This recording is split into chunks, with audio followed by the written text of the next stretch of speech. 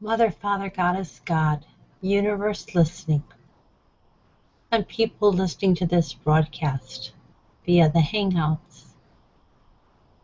This is my most beloved family.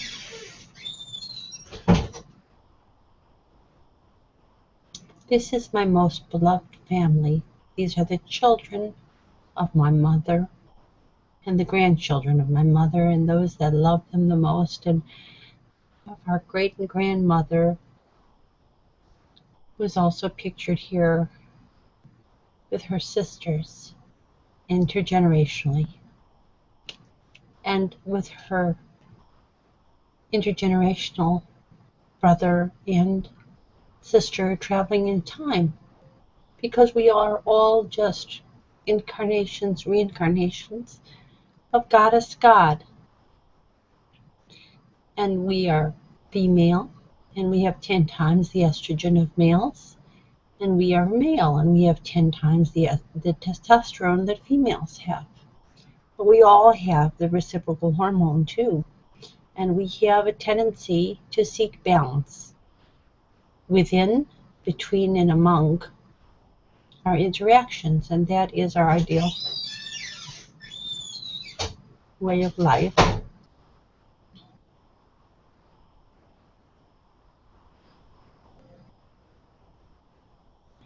We, at this moment on our earth, are totally out of balance.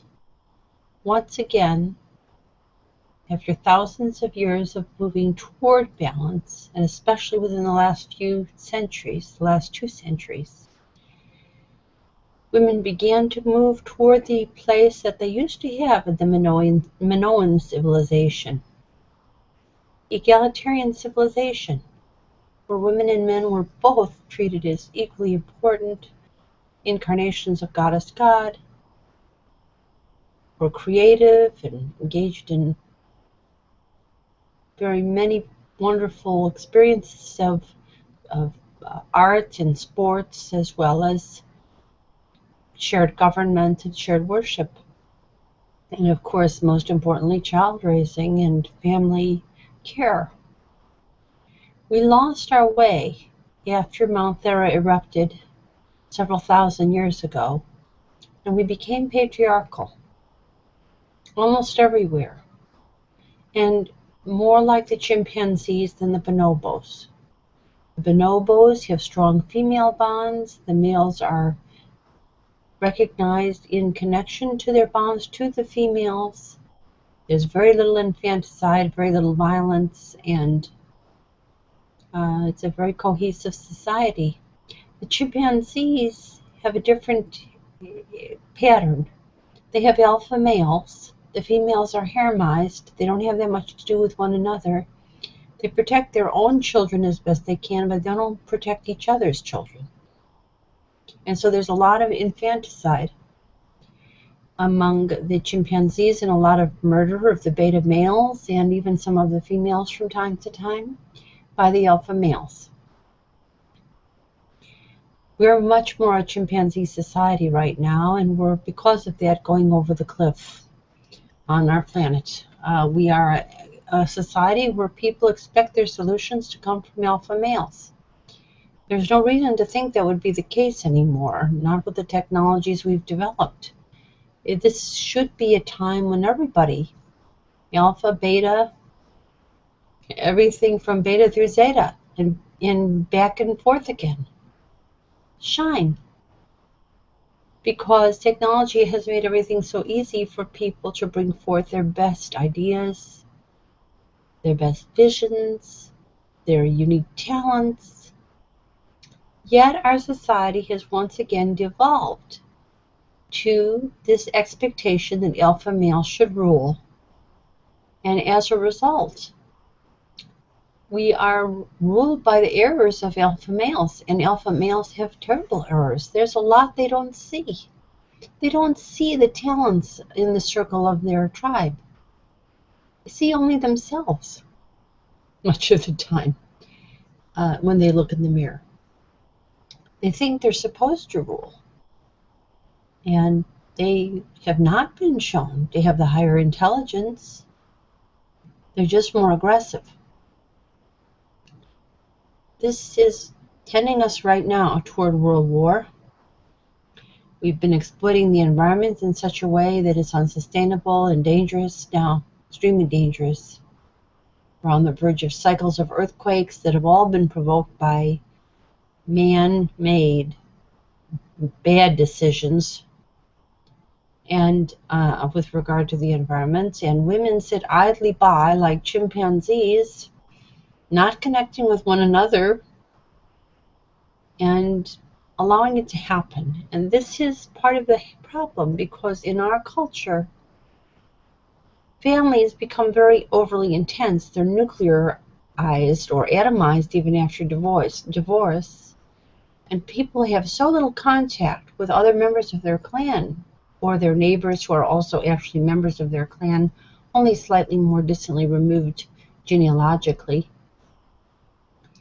And they have so little contact with others that their problems become very intense, and they dumb themselves down by watching too much television, which they don't seem to realize is lying to them. There's no reason why everybody on Earth couldn't go solar in about a couple of weeks and preserve all the water, engage in permaculture, neighborhood community farming and gardening. We live as every person a common queen and king, princess and prince of peace. This is so easy, and yet the majority of the people are relying on the decisions of these alpha aggressive males. The women are haremized and enable it, almost seem to ask for it in some cases, and in many cases. And it may seem natural because we're primative, but we're not using the right primate choice. We really need to be more like bonobos, or what I call be know-how goddesses and gods. And so I am hereby delivering in the name of these most beloved people, the ones whose names means ever young, the one whose ever young flow of what is miraculous, the one whose name means the daughter of Venus, the butterfly, and the one whose name means love is. And all of their cousinas and cousins. The one whose name means morning star, the one whose name means resurrection, the one whose name means the red sunrise. And me, I'm the one whose name means to rule with light. This light was given to me by my sister, and I love it most of anything that I have. And these flowers represent the young people of our family, budding. So you can read about how to get to a sustainable place on our world very easily at 5050now.wordpress.com, 5050now.wordpress.com. And you'll see there the new Millennial Golden Rule, and it has 3 conceptual components that people can enact in every neighborhood. The decision-making according to the way of the Panchayat Raj that now exists in all the villages of India, 50% female and 50% male in the decision-making, minorities fully represented, and no money involved in the selection. So the people who make the decisions know each other's children, know each other's elders, know each other, and there's no hierarchy. And they really can make great decisions and have been shown to in the villages. And the second component is the Genuine Progress Indicator, which I call Mary's Economics, because it's officially in use first in the world in Maryland, Mariam land, where I am, and counts unpaid work, all that we value socially, and the stewardship of the environment with recycling and renewable energy. Yes, what really values and what needs to be tabulated and estimated continually, so we have some idea of what our wealth is. And then as we get there, spooky action at a distance will make it possible for us to leave scarcity we will be valuing the right things, and abundance will come upon us, even though we're so stupid right now that we're on the verge of destroying everything. And the third component of the new millennial golden rule is the use of circles to gather people, and this is the hardest thing to do in our society. Everybody's busy, everybody's running around like hamsters in cages or chickens without their heads. They're so busy, they're so busy, they're so busy, they have no time to gather. They don't even have 10, 15 minutes to gather. Isn't that absurd? And with telecommunications making it so easy to form a circle in about 45 seconds. I mean, there's circles right here and the way this is programmed. So why are people having so much trouble gathering?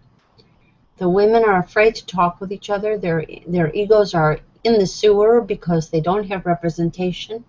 And also their own leaders seduce them into a way of life without paid family leave, without balance of love and work. How absurd. And they adjusted to it. So now they're mean and unhappy and willing to take out their anger on their children, and they've gone the wrong way, and they've become more and more monstrous, and so have the men, because they have no time with their children either. And that's what civilizes people in the emotions and the heart, to be around the young and to be protective of them. That's what gives us our kindness as a species. And when people are not around their own young, they get mean. And Americans have gotten quite mean. Quite mean. So we know these are the conceptual components. The circles could get us out of this mess, and I think when the earthquake starts happening right here in North America, people are going to suddenly pick up their ears and say, my gosh, what are we going to do? We're causing this. And then they'll look for the new millennial golden rule, and it'll be right there and ready to assist them into a beautiful world, a phoenix rising out of the ashes that we've been making, out of the Fukushimas. Something beautiful and wonderful that can transform this earth even though it's on the verge of collapse and destroying itself. I hope this is the way the Mother, Father, Goddess, God will make use of what I have come up with, even though I did this so late in my life and didn't understand. This was my lifelong purpose all along, and I didn't know it. And I could have helped so many people along the way and didn't, and so they fell backwards and evolved and became more like chimpanzees. I feel so badly for those that I know and love. So here's what we have: the light of enlightenment, the budding flowers in water, symbolizing the photosynthesis of the sunlight that gives us not only green, but a rainbow of colors of beauty. And we also have the milk of human kindness, and this is especially important. And so many Americans start out life without enough breast milk. Their breastfeeding period is cut short, their mothers are working too hard, or they come from families where the families don't even understand the importance of breastfeeding and all the eye contact and cuddling that it makes possible to give people a feeling of trust and comfort and beauty, because they're looking into the eyes of their mothers and their fathers who help and can be nearby along with the rest of the family, but especially their mothers at the early stage. If so many people in our culture are not raising their children this way, that we have developed a whole group of very hungry, emotionally and comfort impoverished people. They're easy to manipulate, and they need often drugs or alcohol to soothe their lack from childhood. This is what we've done. You couldn't be dumber, and yet this is what we did. How could it be that a country of literate people allow themselves to be, except for 3 third world countries, the only place on the earth without paid family leave, and Europeans have 3 to 4 years, which is developmentally sound? How did we do this? I guess everybody was just too busy watching television and believing all the lies they told. It's really that simple. I didn't expect this of my sister and brother species. I didn't expect the stupidity that I see all around me here in the United States. And I want to help these people reclaim their good intelligence, their EQ, balanced with IQ, so that they can be whole and spiritually whole and recognize the mother aspect of the universe as well as the father and the universal process.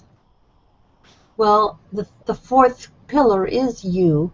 If you have this within you to assist this process, share the new Millennial Golden Rule with everyone that you know, and then begin to enact it where you live in your neighborhood and in your extended family gatherings too.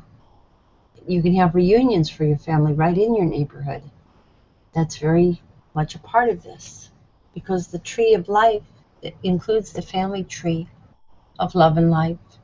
The tree of love and life includes the family tree of love and life, and humanity is based on it. So we've almost lost this, but I'm hoping by these presentations and my great faith in the Mother, Father, Goddess, God, that we can get it back. So once again,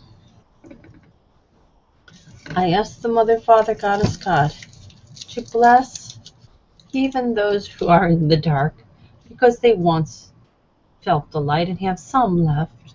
I don't think you can be human and lose your light entirely. It's inbuilt in the genes to some extent. It's very hard to lose it utterly. And I ask the Mother, Father, Goddess, God to project these and all of their relations, my relations, our relations, yours too, all over the world. Who is everybody? We're all native nativities to the planet Earth.